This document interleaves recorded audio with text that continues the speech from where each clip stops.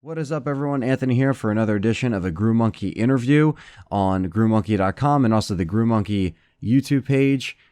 And we have a lot of interviews coming up. We've been getting a lot of stuff. I've been recording a lot of stuff over the few months, gathering stuff to release. So I have been busy, but I've been editing constantly.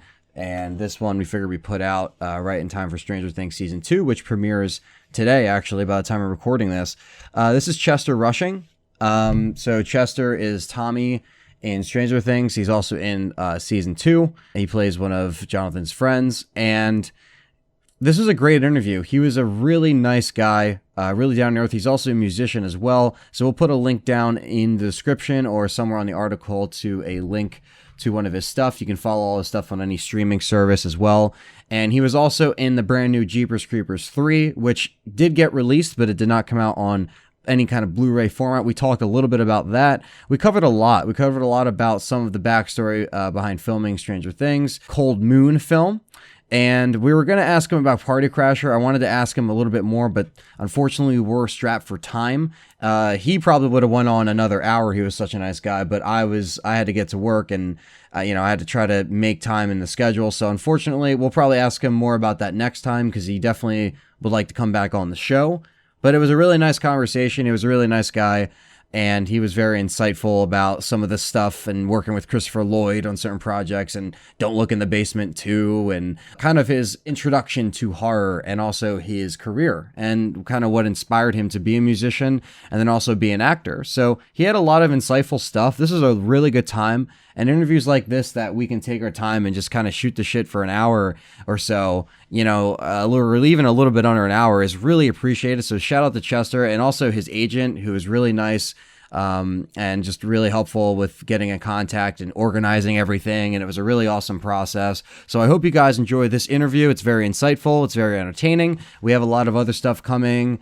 A lot of stuff. I mean, I could just go through the list here. I got all of them backlogged here on the computer. We got Melanie from Friday the 13th, Part 5. We got Doro, the musician Doro. We got Paul Taylor.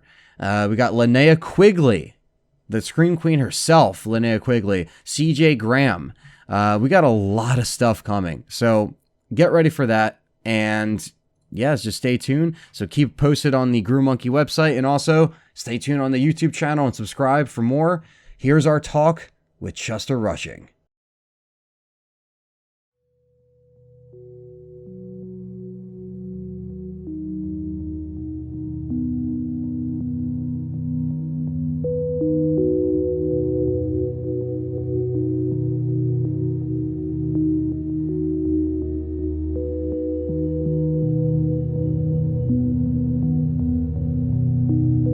One thing that we do here on the site when we interview people is I kind of like to delve into where it all started as far as your career. Was there a specific, because you also do music as well, so was there a specific song or band or movie that really like clicked in your head where it's like, I actually want to get involved in this industry? What was there a moment like that growing up or even, as recently? Okay, so yeah, man, that's a really great question. For music, it was a song called "Swallowed in the Sea" by Coldplay. I remember I heard that for the time, and it was awesome. There, I put my headphones in, and it was like this overwhelming sound of just not instruments, but like this feeling it created for me. Mm-hmm. And I was like, I want to create that with music for other people. And so I did that with music. I try to make music to make people connect and feel it and to take something from it in some sort of way. Mm-hmm. So that helped out. And acting, I've always kind of been being an entertainer my whole life through my family and my school. I've been pretty lucky when it comes to the support around me, So that has a big thing to do with it too. But I don't think there was a moment in my life where I was like, this is the reason I want to be an actor. It was just something that's always been a part of me. Yeah, it's just something that kind of drives you to do it. Yeah, like with speaking of your music, for fans who don't know, you are a musician as well as an actor, but can you tell us about your music a little bit and what kind of music is it, and also explain where someone can actually go and buy it? Yeah, well, it's available on every major media platform there Okay, is out there digitally. all streaming and You can stuff. check it out on Spotify. Hmm. Yeah, all the streaming, Spotify, iTunes. I think it's on Apple Music. It's on a few things. Really great. You can check it out on YouTube. It's really accessible to anyone and pretty much everywhere. Spotify right now, you can check out my record, Halfway Across the Stars, Okay. which is awesome and a lot of fun. It's kind of like you took Coldplay mixed with old U2 and like kicked it up a few notches and put a new spin on it. Definitely a new sound, which is awesome. And before I had a song called Paint the World out, which is on a different Spotify channel, but now has over 1 million listens. So Thank you guys if you listen to that. It's awesome. Yeah. Do you do any like live shows and stuff, or are you just strictly like studio, or is it kind of hard to break it up between acting and doing some shows? Because I'm sure that's a really cool experience, playing live. Oh, I love playing live. I play live quite a bit, mostly now on times whenever I'm appearing at a Comic-Con. I'll play. There'll usually be a theater. I'll go and play for everybody, which is really awesome. But right now, I don't have time to actively pursue music the way that I would like to in the future. Yeah. Just right now, I'm super laser focused on this show that I'm, about to start on, and the thing after that. So it's like from now until like the middle of next year, it's like I have to do this and nothing else. So I'm writing for other artists, which I can't say who they are, but it is definitely a little bit more easier and less time consuming than going and gigging and touring and driving around and schlepping all the gear. It's definitely a lot of that, man. I miss that part of it though in some way. I remember sitting down at a just little bitty smoke filled disgusting club in the middle of nowhere, and my friend who was playing guitar looked over and he goes, "Man, one day you're gonna look back at this and say, wow, this is one of the coolest experiences that you've ever had." And I was like, "This freaking place?" And he was like, "Yeah." And I looked, there was like crazy people outside and like this hotel with not so enticing solicitation outside, and I was like, I don't know about that, but you know what? I look back and it was, man, I miss that. Yeah. I don't get to see that kind of stuff anymore. I'm always traveling, working. It's like, but those are the things that made me me, that made me a better musician, that made me kind of grow a thicker skin, because truthfully, for anybody that's going to get into this business, it takes kind of a thick skin, and it's not so easy building that up, all of that work that you do, all those years of working the weird jobs and going hungry for a few days, eating ramen and doing all that stuff, or it takes a long time to become an overnight sensation. It's I think a guy told me every overnight sensation is 5 to 10 years in the making. So it grows a thicker skin and only helps you in the future. No, definitely, man. And going into the horror film that you were in, which was your first start in horror, which was Don't Look in the Basement 2. Now, did you ever see the first film before landing your role? Did I see the first film before I did the second film? Before landing the role, or before filming? Yeah, like before, pretty much around the same time. Did you get a chance to check it out, like before you like heard about it, or was it one of those things where you kind of went back and watched it?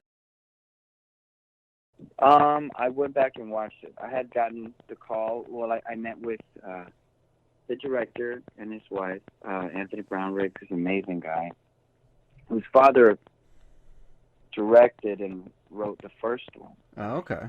And so he continued a script that his father had been working on whenever he passed, I believe. And turned it into the second movie, Don't Look in the Basement 2, to continue the story and legacy of his family, his father, in real life. So being a part of that was amazing for me because I was helping this guy achieve something, not only a great film that was fun to make, but something for his heart, something that meant something to him. So it meant something to all of us. When somebody cares about something, it's not to care with them. You know what I mean? Yeah. So it became something quick we all enjoyed. Yeah, because especially when, you're making a project as a director and, you have a vision, and when it's genuine and the fun is there, and it's something we talk about sometimes with our guests that we have on here is, it really shows. And people, especially horror fans, can always pick up on that if it's like a genuine, fun film and it wasn't a lot of, different kind of input. There was really just their vision, and I think that always comes across when there's like a really nice horror film. Thanks, man. Yeah, did you get to see the first one or this one? Yeah, I've seen the first one years ago, and but I actually haven't had a chance to see the second one yet. But it sounds like it sounds like a really interesting film. I think I got to check it out. I think it's on Amazon Prime. I think so. Might be able to check that out. Or Amazon. Scary. Oh man, it's really cool. It's kind of scary, but it's an amazing story, full of really fun characters that are big in their own way. Yeah. So it's really cool. A lot of the same actors from the original came back, a few of them, which was awesome. That's awesome. And it was a lot of fun. We all kind of camped out on set and played guitar and music and had parties and watched scary movies. Oh, and we went on a ghost hunt with Ghost Hunters International while we were shooting that movie. Oh, wow. At midnight. That's awesome. It's crazy. That's amazing. Yeah, at an abandoned... Yeah, we were walking down right after the thunderstorm. It was like 1 a.m, so we entered this graveyard, and it was completely green because of like the electromagnetic energy that was in the air from the lightning that had struck there. Wow. So it was like glowing, this color. And I'm sitting there, we're walking in with the cast, and there's the Ghost Hunter guys that are Jim O'Rear was part of it, and Scott Tepperman. Those two guys, really funny, amazing actors. They create their own movies too. Yeah. We were walking in, and we stand by this tree. For some reason, I could feel like these things were watching me. Yeah. And because they took it very seriously, man. It was something that it was not a joke. I was so impressed by that.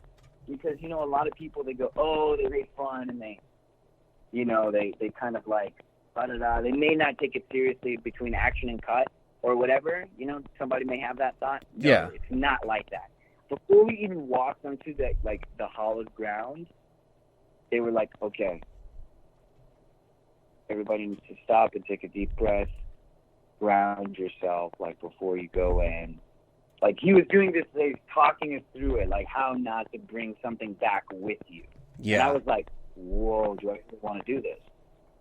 At that point, Yeah. And I did, we all walked in together. Man, it was really trippy, and you get around all this energy, and especially after lightning storm, I was like, whoa, I started seeing things. I'm not even making this up, man. I swear to God on my life. Yeah. This was one of the craziest things that ever happened. So we're standing there, and we go behind this tree. We're all standing in a circle. Turns out, under the tree are unmarked slave graves. Wow. And the big giant, like, gravestone of the person who used to own that, and all of these trees where they used to do, you know, I hate to say it, but really horrible things to people. And so we stood there and tried to, like, say we realized what had happened to you, and we're sorry that happened to you, and we hope, like, you like rest well, you know. But man, I'm sitting there wearing with 2 strings on it that come down over my chest, right? Yeah. So we're talking, and all of a sudden, I promise you, it was like somebody hit me with a cane in the chest and knocked out all of the wind from my body. Holy crap. And I went, and Scott and Jim both looked at me and said, are you messing with my friend Chester? And then nothing happened. I was like, guys, I really feel like it's hard for me to breathe. And it looked, my chest was red. And then it gets really quiet. There's no wind. And one of the strings from my hoodie lifted up, and then it's like somebody tossed it over my shoulder. Oh, man. And I freaked out, man. Everybody was like, screw this, man. No, I was like, oh my God. I lost my mind. I lost my mind. That was the scariest, craziest event on a horror set that has ever happened.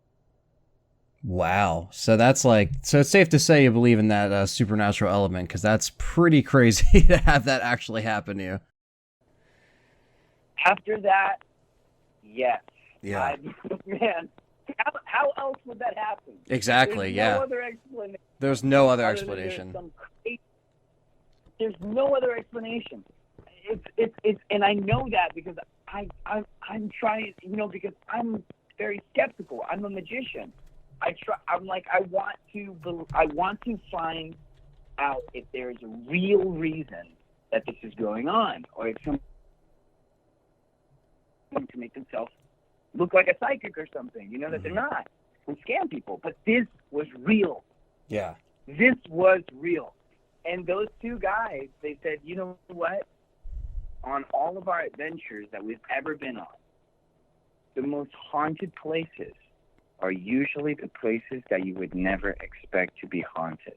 Yeah. Cute homes, like little, you know, cars or something like that, or like little places that where families go usually during the day, but at night it's like, it's crazy.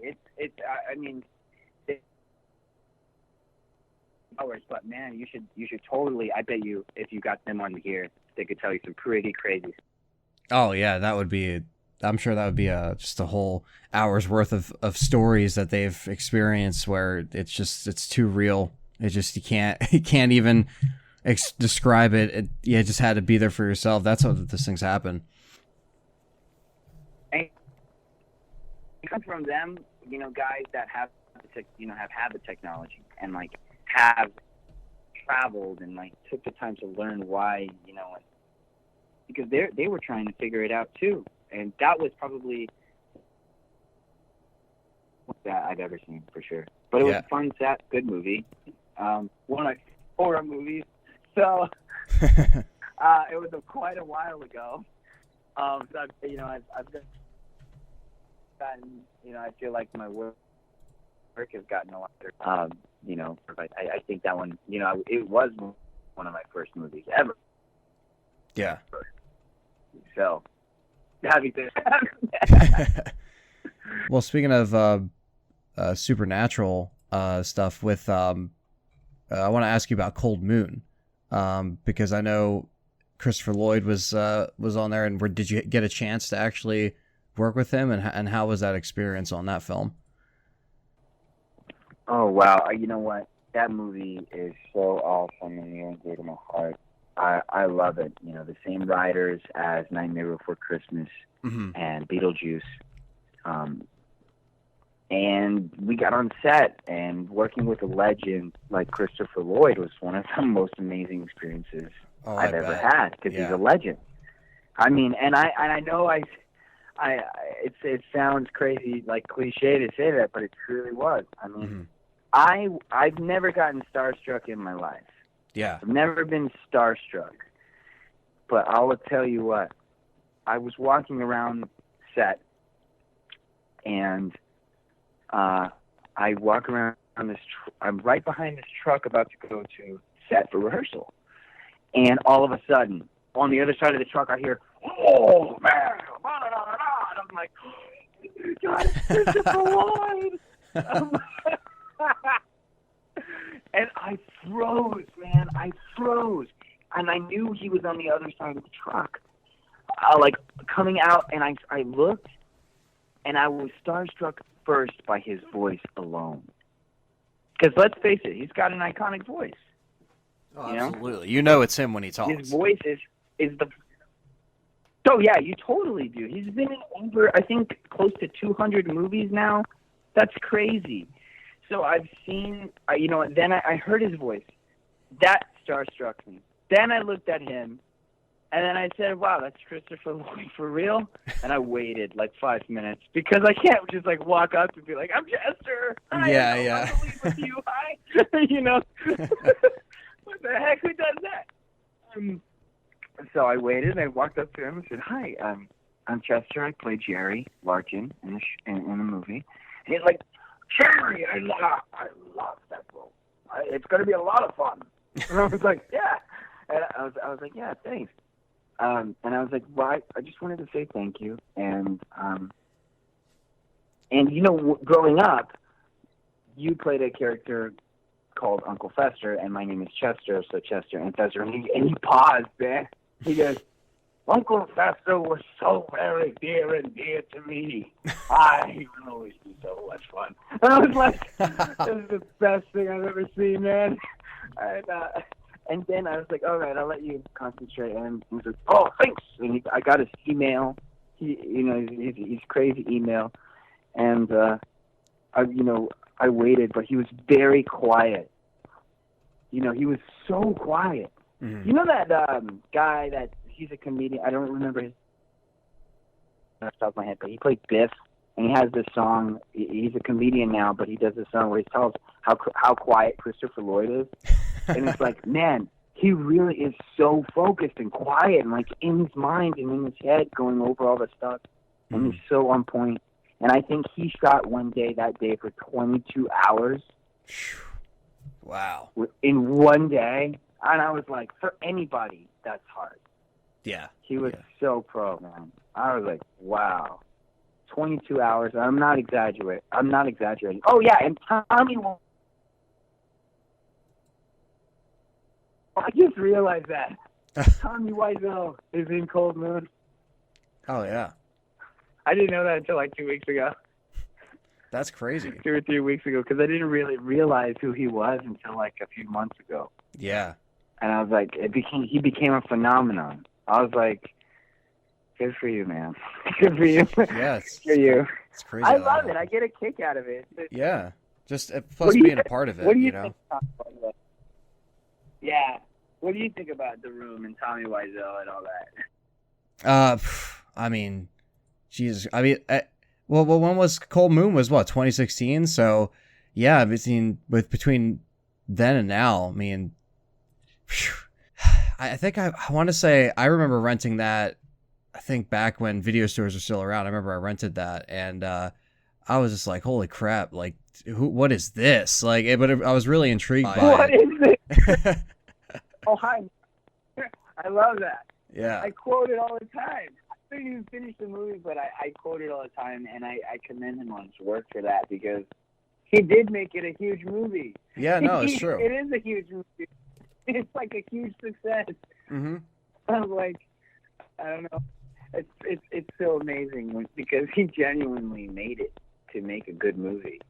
So it's like in that aspect, you have to give it a level of respect, you know. Exactly. So I watch it and I go, man, it's so crazy that it's genius.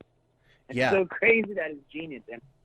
And I was like, and James Franco now is doing that movie, what is it? The disaster movie. Yes, yeah. The disaster. That trailer looks amazing. I'm actually really excited for that. Yeah, no, that looks really good. Comics. I love comedies, and I had a really, really fun. Another horror movie that I did that was comedy is Party Crasher. Yeah. Really, really, really, really exciting. I posted a little bit about it on my Instagram and my Twitter. It has amazing actors. Cameron Mulaney from Foursome, my best friend in the world, Jason Blair, Claudia Lee. She's amazing. She's from Kick-Ass. Yes. Really, really great actors.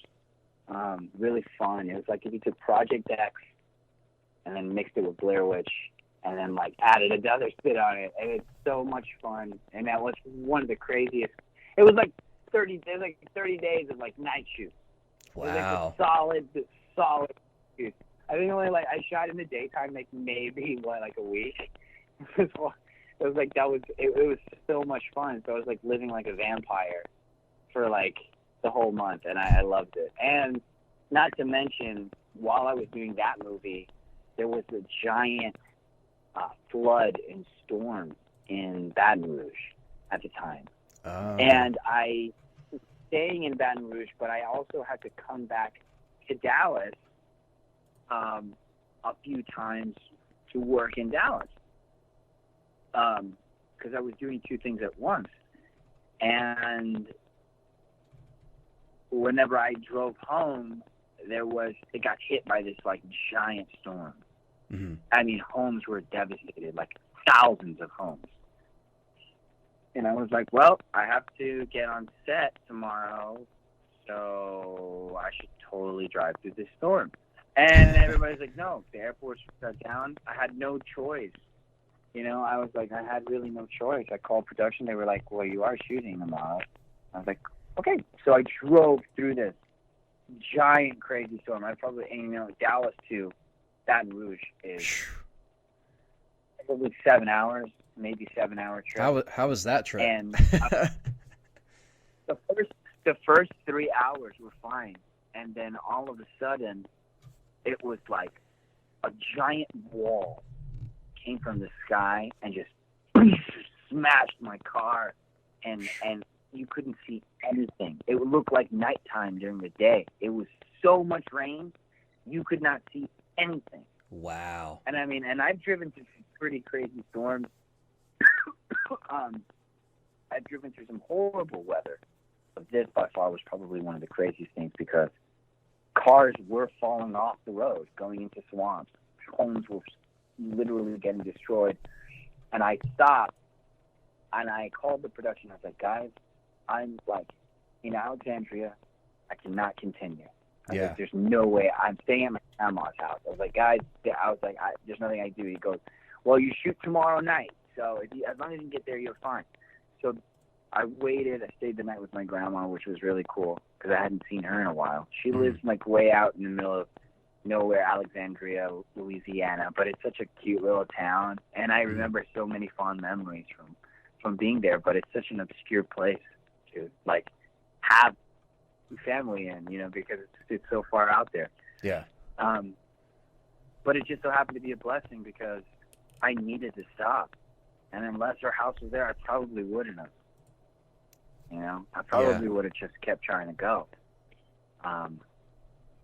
But yeah, it was horrible. And then the next morning I left at like 5 a.m.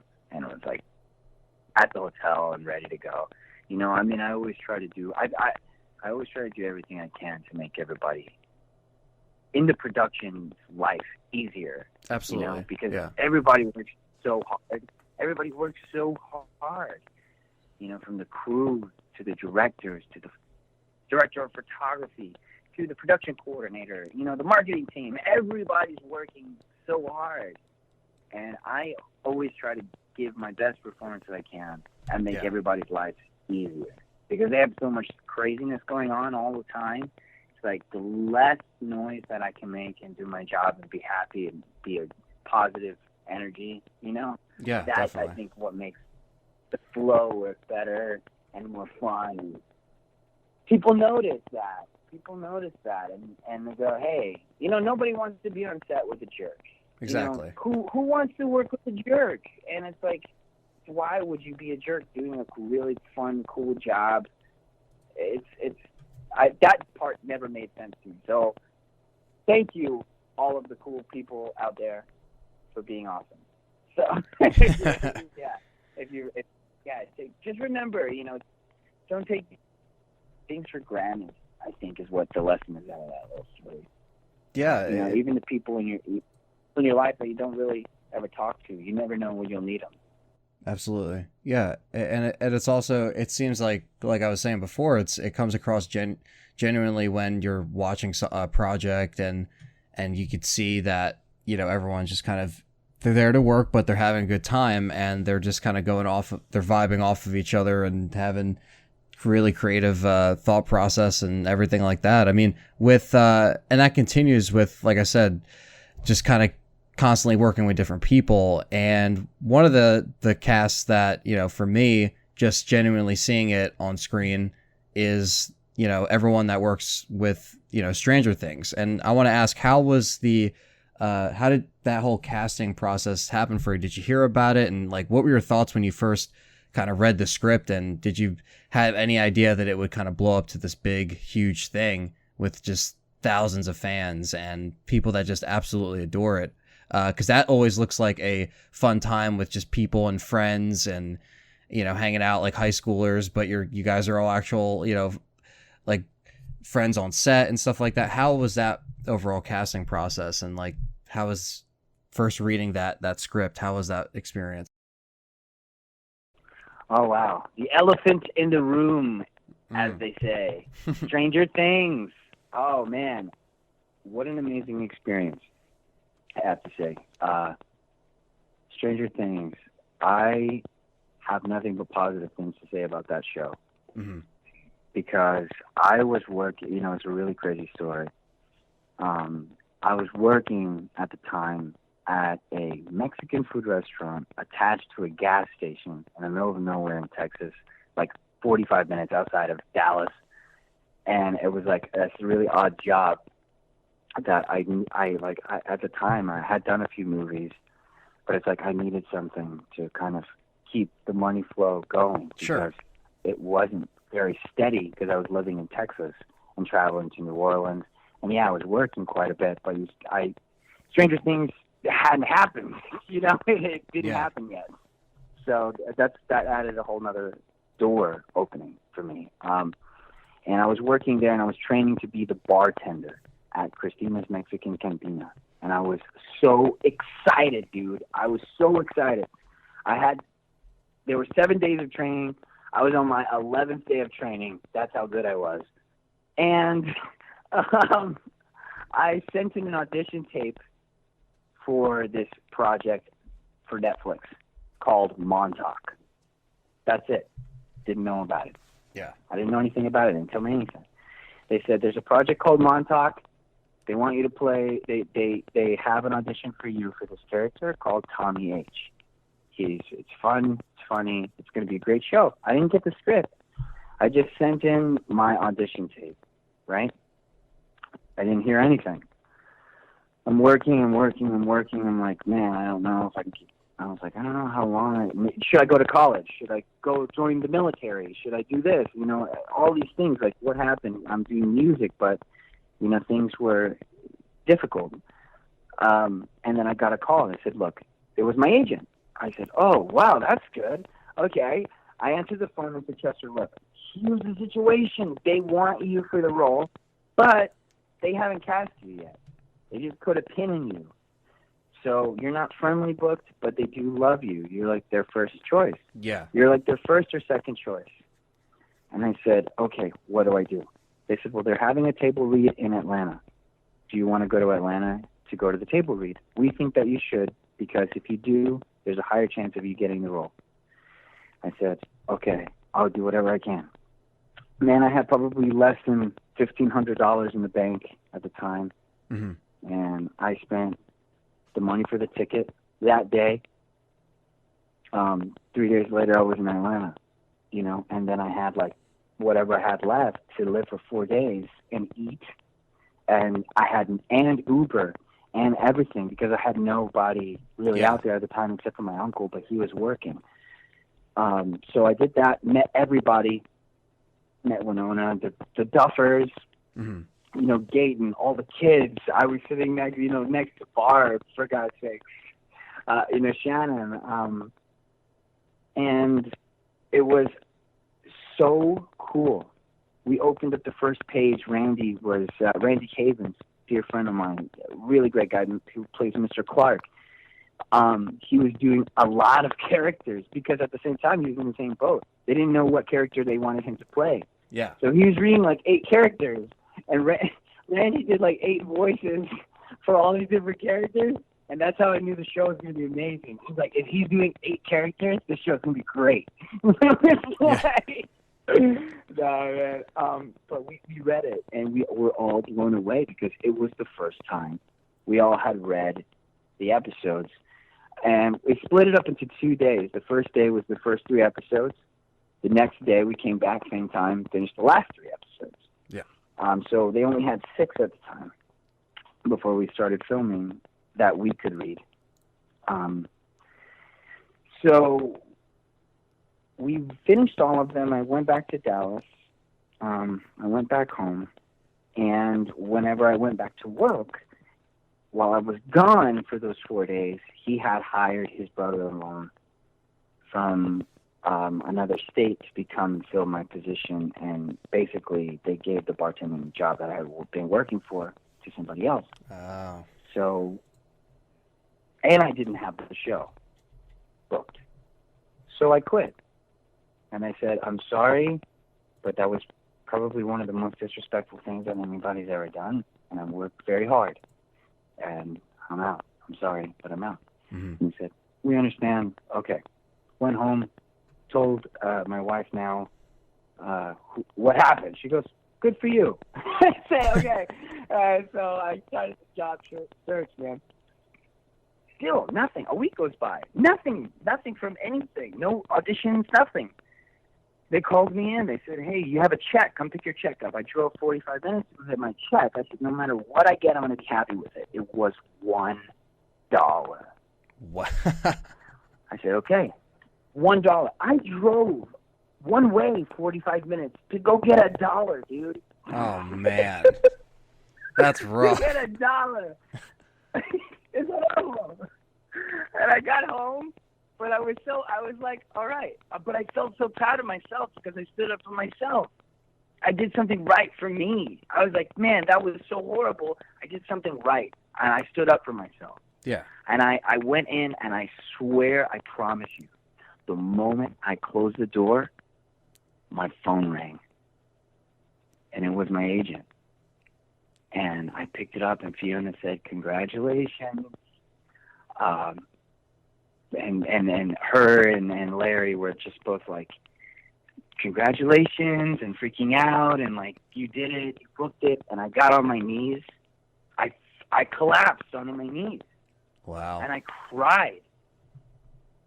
And I looked up at, I looked at Ava, and she was like, what's going on? Oh, no. You know what happened? I got on my knees and I cried. Ava was in the pool. And she because we were having a little barbecue after, after they were outside, like I had gotten in the call, and they were like, nobody really still knew what was going on.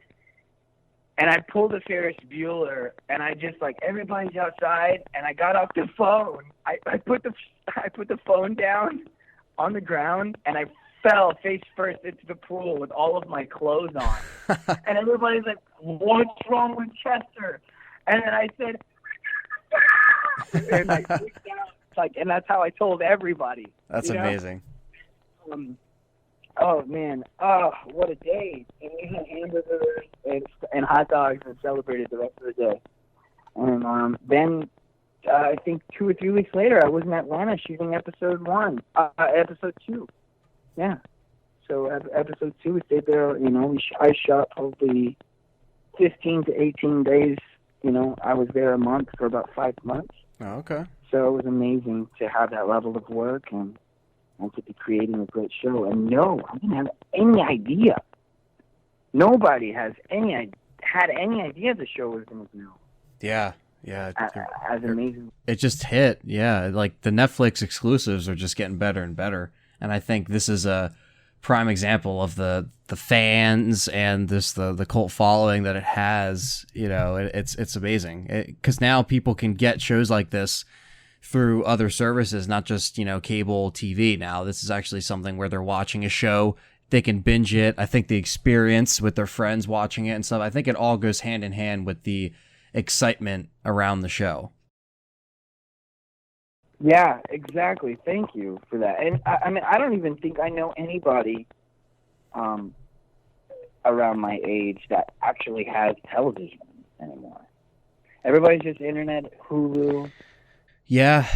It's just like, because cable companies are expensive and they just like, you know, they want to cancel it out and they want to pay for what they want to watch. And there are certain shows now, and it's a good outlet for people that want to save money because of the cable bills, and they want to stream it from Hulu. They could pull it up on their phone. They got it on their game console, their Fire Stick, their Roku. Like, there's so many devices that are just that it's so easy to get it and to have a show, you know, that's exclusively on there that everybody's buzzing about. I mean, I'm sure that just helps all the way around for good entertainment, you know?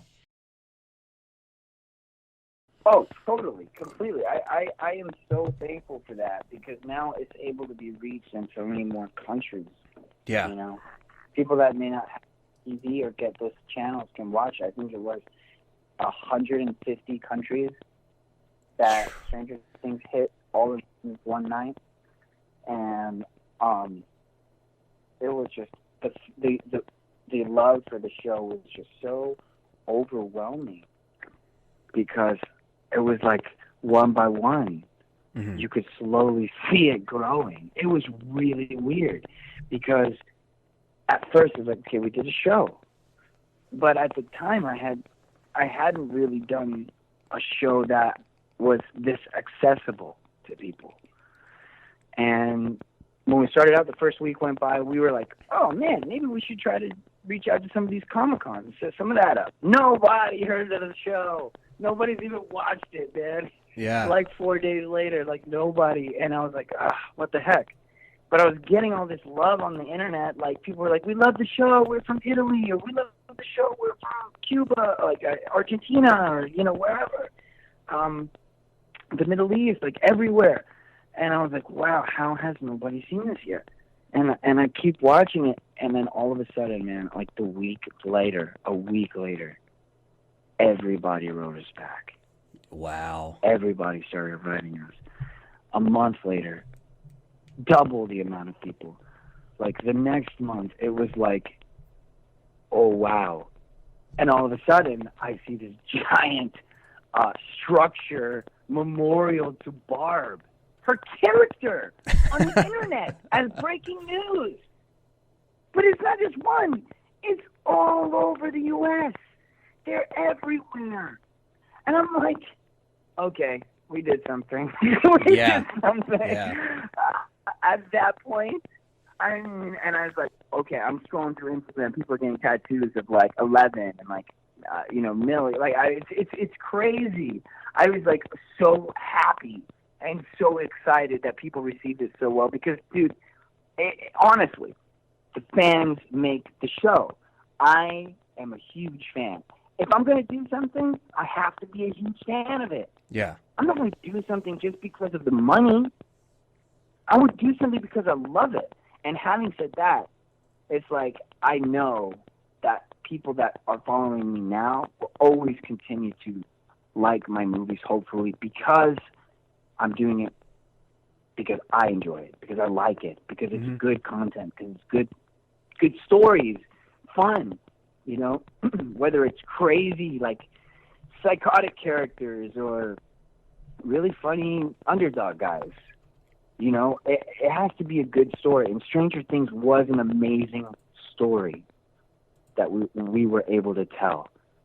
And I think it worked so well because, you know, you look at the show and it's really a standalone show. There's not, you know, besides for Winona Ryder and David and a few others, it was like there were not really a lot of A-list stars. The show didn't rely on the pool of A-list celebrities to make the show. You know, Winona Ryder is an amazing celebrity star. She's wonderful. But people didn't respond and get pulled into the show just because of that. They saw the trailer, the 10-minute teaser. They saw all of these things and got excited by the work that the actors were doing. They were no ulterior motive. You know, it was because they genuinely liked the story and people wanted to watch it. You know, you can't make people watch something and like it unless, you know, like you can't pay people to like something and have them genuinely like it, you know, or it doesn't matter how many ads you throw at somebody. It's like, man, people were connecting for real reasons, and that's why it worked. And you look at the show, and people look like real people. You know, you look at it, you say, wow, I know that guy, or I was that kid, or I mean, Dwayne the Rock Johnson. You know, he posted about Stranger Things the other day. It's like, I'm all of these kids wrapped into one. Yeah. And he's like, I was all of these kids wrapped into one. And it's like, man, I totally remember playing with walkie-talkies, you know, playing laser gun fights and, like, having all this cool stuff and getting the chance to live in the 80s for a while as a high schooler in 1983. Pretty amazing, man. Yeah, I'm not going to lie, because I was kind of cool in school, all right? On the show, at least. In the show, at least. So it was an amazing experience. You know, people wanted to love the show for the right reasons. And now the season 2 trailer just dropped.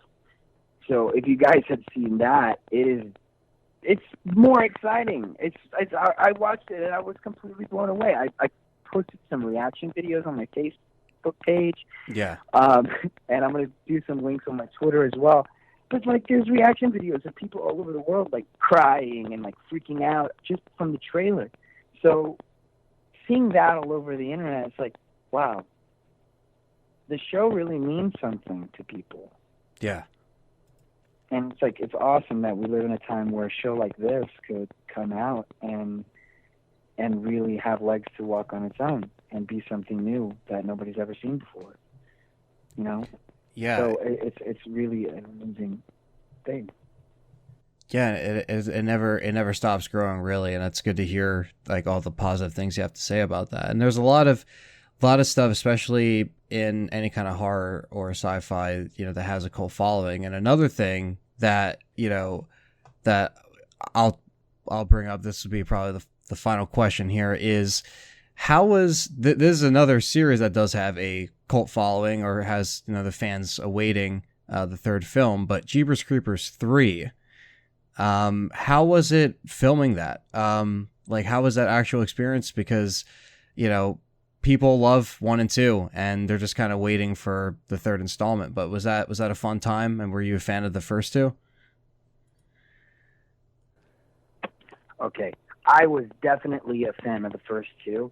I loved it. I loved the franchise before I even knew about a third one. Yeah, I'm a huge fan of horror in general, and I think that, you know, Jeepers Creepers is one of the most tastefully done franchises of horror that there was. You know, like in the early '90s. I mean, it didn't rely. It's practical effects.